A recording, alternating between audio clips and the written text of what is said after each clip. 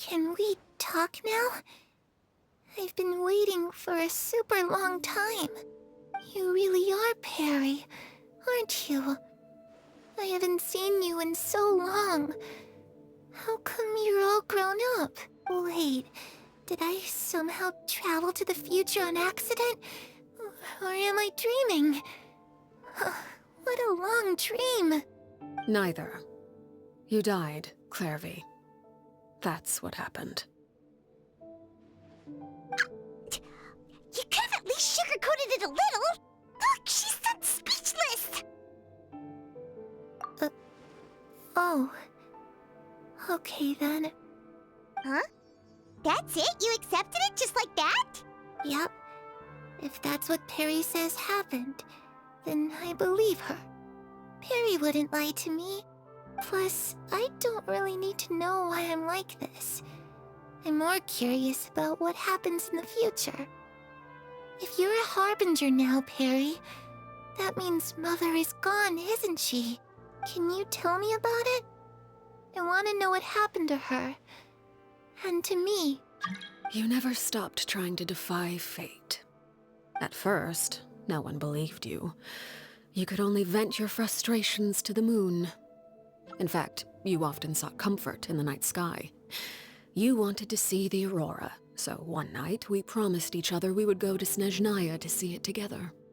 Later on, you tried to run away, but you were brought back each time. Mother spared your life, but it wasn't out of kindness.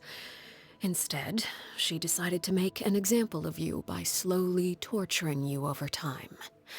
That way, the other children would know what happens to traitors. Still, you never gave up. Mother hoped that through ruthless duel after ruthless duel, she would be able to crown an ultimate victor among the children she raised. But you called on everyone to unite, to fight to a draw in order to reduce casualties. Your efforts may have only delayed the inevitable, but still. You gave them hope. You tried everything you could think of, but every attempt ended in failure.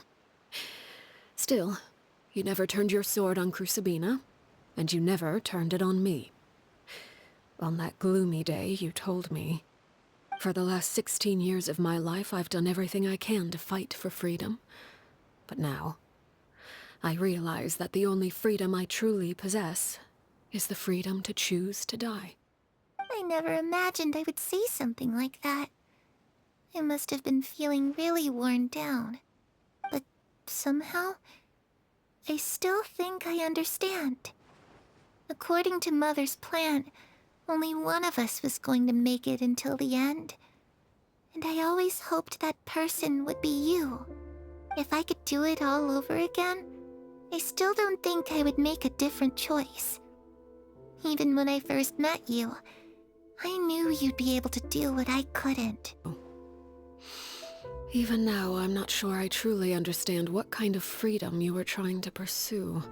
But as the head of the House of the Hearth and as the children's father, I've tried to give them the most basic of freedoms. The freedom to choose their own fate. It's something I discussed with the Iudex of Fontaine. The children who want to leave the house will have their memories wiped clean of all secrets pertaining to the organization. In return, they will be allowed to live a normal life in Fontaine without being prosecuted for their past. Of course, I won't simply hand freedom to them on a silver platter. They have to fight for it and prove themselves worthy of it. Only freedom that is earned has true value. That's more than enough. That's exactly the kind of life I was fighting for. You know, Perry, I think you're a pretty amazing king, and a really great father, too. I'm really happy that you're the one who took over the house. I guess I do have one regret, though. I still haven't seen the outside world.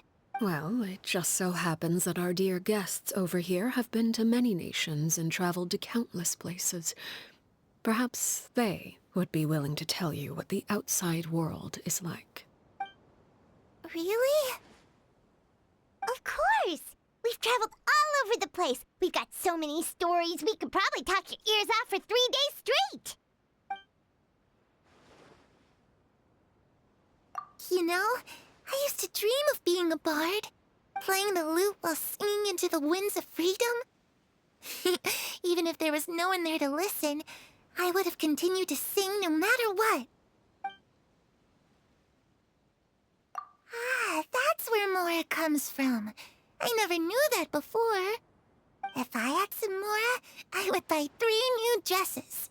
One for me, one for Perry, and one for Mother. It's just too bad Perry doesn't like wearing dresses. And Mother, well, she probably wouldn't accept something like that either. I guess I'd just have to keep them all for me then. I could wear a different one every day. Those yokai you mentioned, what do they look like? I once saw a drawing of this one guy with horns on his head and a super scary face. Are there any yokai like that? Oh, sounds like you're talking about an Oni. Yep, we've met one, and let Paimon tell you, they're not nearly as scary as they look. I was always too afraid to skip Mother's fighting lessons. But at the academia, I bet you could do all sorts of secret things in class. Things that have nothing to do with studying. I'm just kidding. Being able to study whatever you want without having to fear for your life actually sounds pretty great.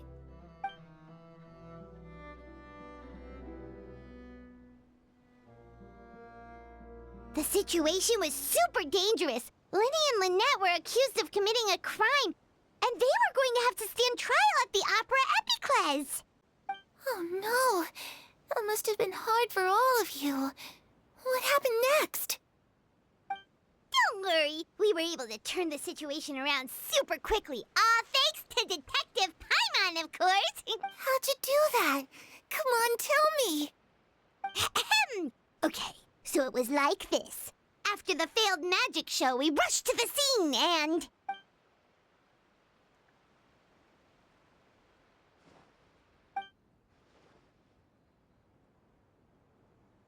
Shadows don't have the capacity to learn or grow.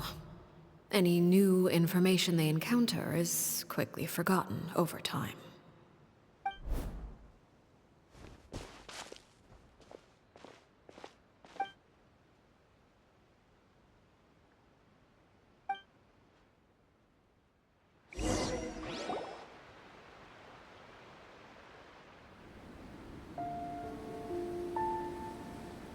Clervie, you've worked tirelessly from the shadows to overthrow the House of the Hearth. Now, by my authority as the Knave, I shall announce how this matter ends. You are hereby expelled from the House of the Hearth. You are no longer tied to this place, nor are you bound by its rules. You're saying that I can finally leave? I get to experience the outside world as well? Oh, I almost forgot. There's no getting older for me. Still, seeing who you grew up to be makes me really happy, Peruere. Take care of yourself. Goodbye. May we meet again someday.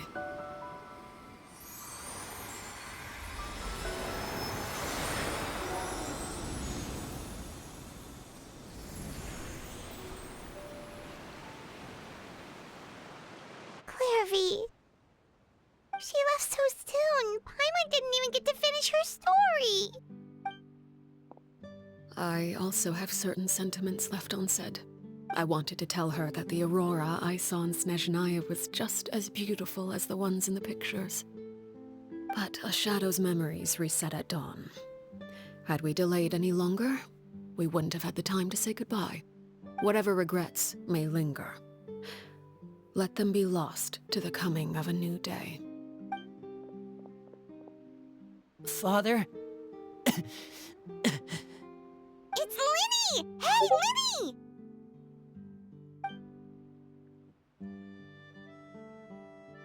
What is he doing back here? Let's go check it out.